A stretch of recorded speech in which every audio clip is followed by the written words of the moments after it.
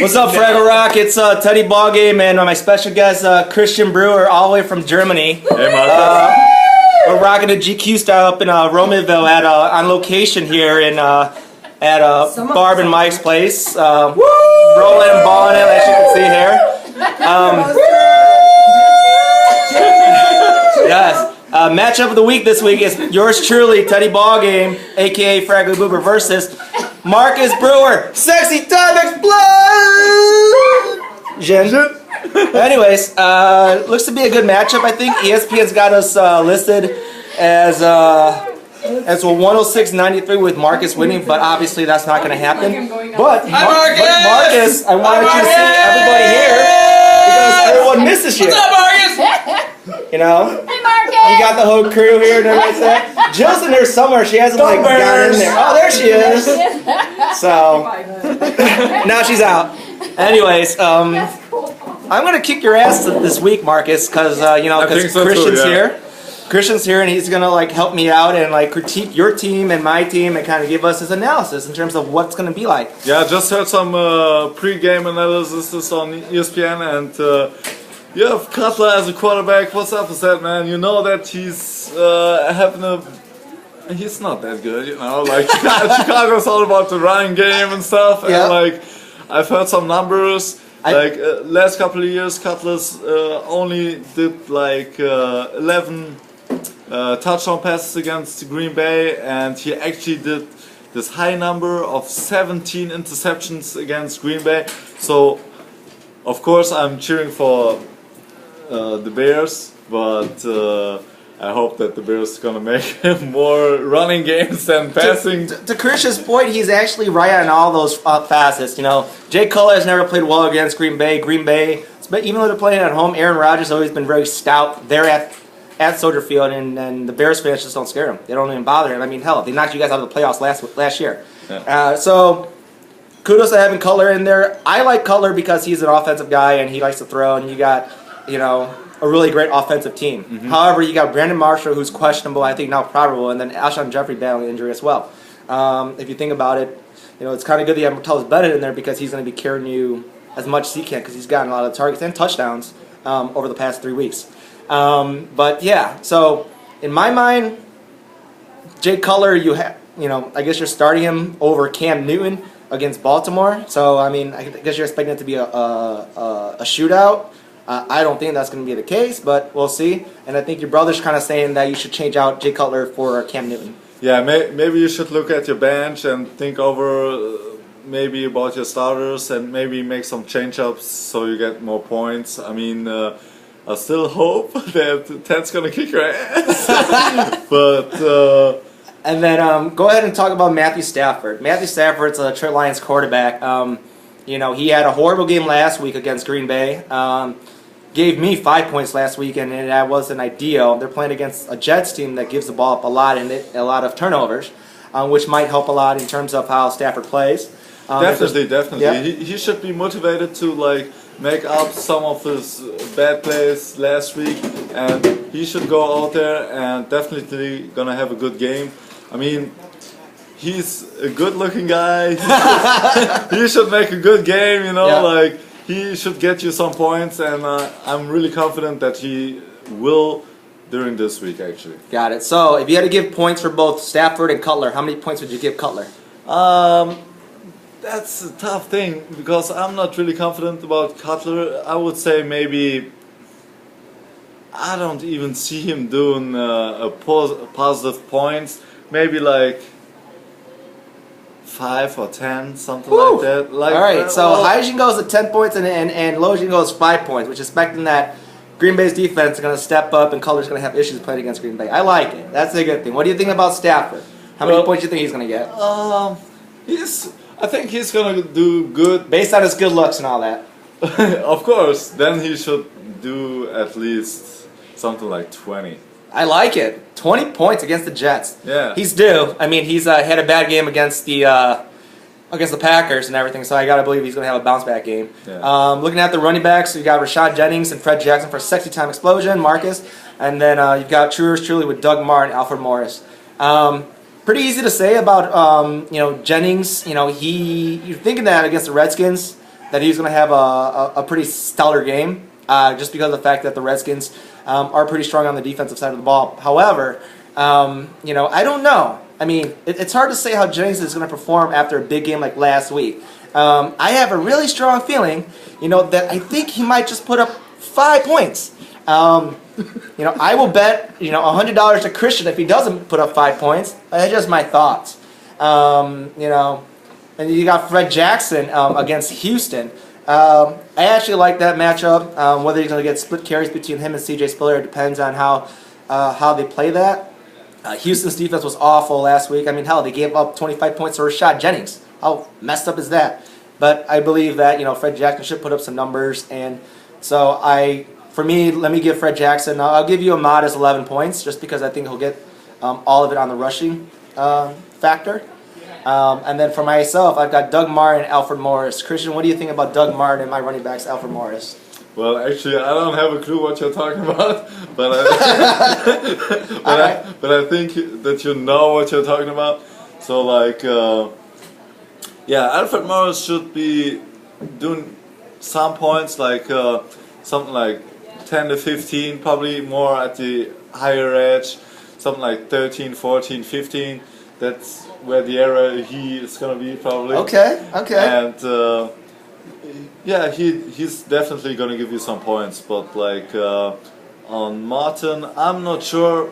Well, Pittsburgh's always been known for a pretty good defense. Yeah, that's it was been good always on the front seven and everything, and be able to stop the run like no problem. So. I know that's what I just thought too. That's why Martin's gonna have a rough time doing this running game, and I don't know if he's be able to give you some points, maybe like 5 to 10 or something like that.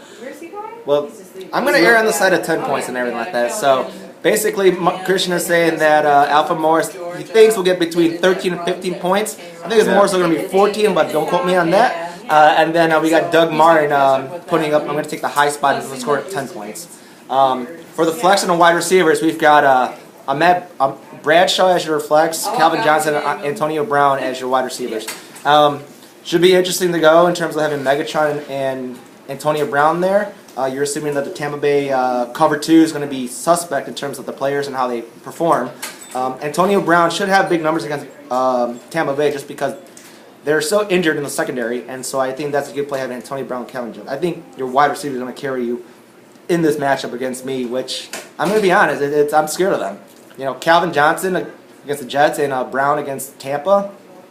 I got to believe that Megatron is going to put up a good 16, 17 points, and Antonio Brown likewise 60, 70 points. So that'll be the bulk of your point scoring by your wide receivers. And Bradshaw, change of pace back. He's an outside runner, and Trent Richardson is an inside runner. And me being a Colts fan, I love Bradshaw to death. So we'll see how that goes. But give Bradshaw, give him 9 points. Cause I think he's going to get a lot of 30 yards rushing and a touchdown in the red zone.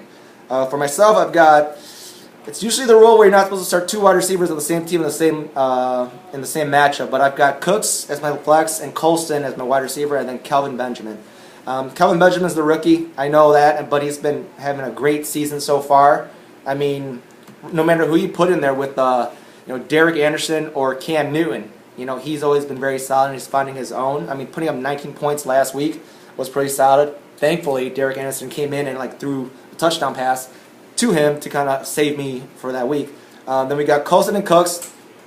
Drew Brees is going to throw to anybody, depending on what weapons he has. Obviously, Jimmy Graham's his first option. And Colston and Cooks, they'll get their plays. And finally, Colston got a couple of catches last week and a touchdown because he was killing us for the last 2 weeks. And week 3 kind of helped a ton. So give Cooks 10 points. Give Colston, give him 11 points. Let me get back to Benjamin really quick. Okay. I know that he's new in the league and he's gotta make his way, but the first couple of games he did really good, and I think more games he plays he's gonna actually improve, and I see him actually in the future doing even better than he did in the first couple of games. Okay. And in the first couple of games he scored already really good. He did some good points.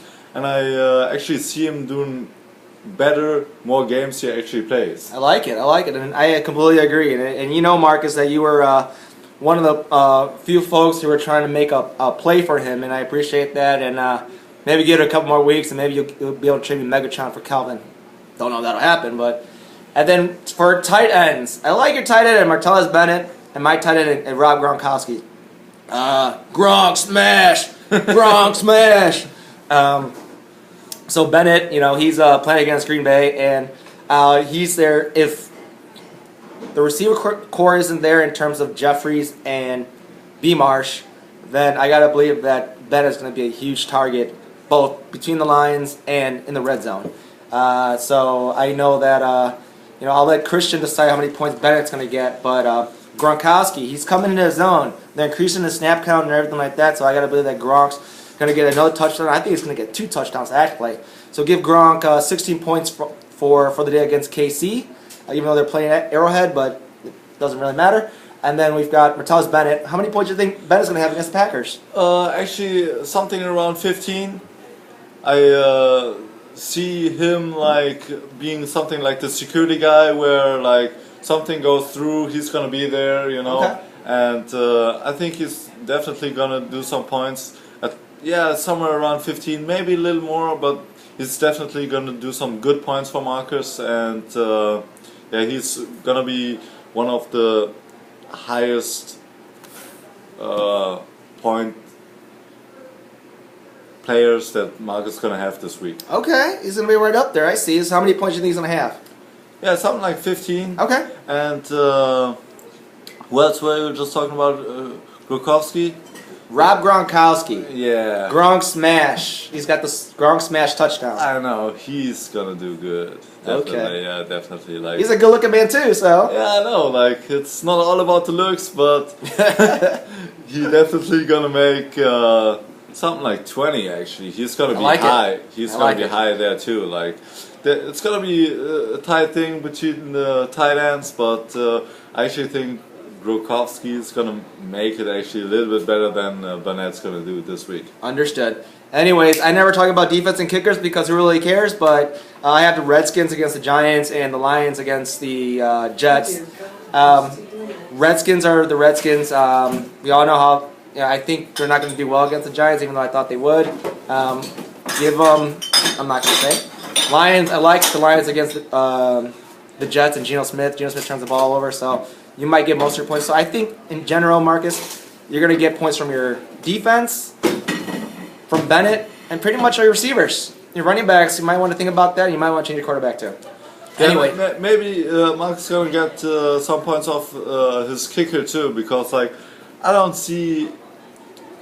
Chicago actually doing a good passing game against the Packers. They gotta stick to their running game. The running game is actually points better. From the kicker. Okay, I see how it is. And that's how they should score actually when they have, if they're close enough and they're actually at the third down, they should try to kick to make some points, and that should do something Okay.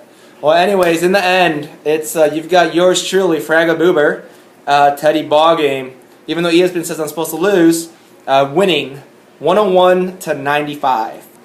Valiant out for Marcus, but I'll see you on the flip side because you'll be losing this week. Anyways, go ahead. Marcus, good luck for you, and but I still wish that Ted's gonna kick your ass. Yeah. Cheers, Marcus. We love you, brother. Prost. Cheers dude. Have a good night. We'll see you later, dude. Bye. Bye.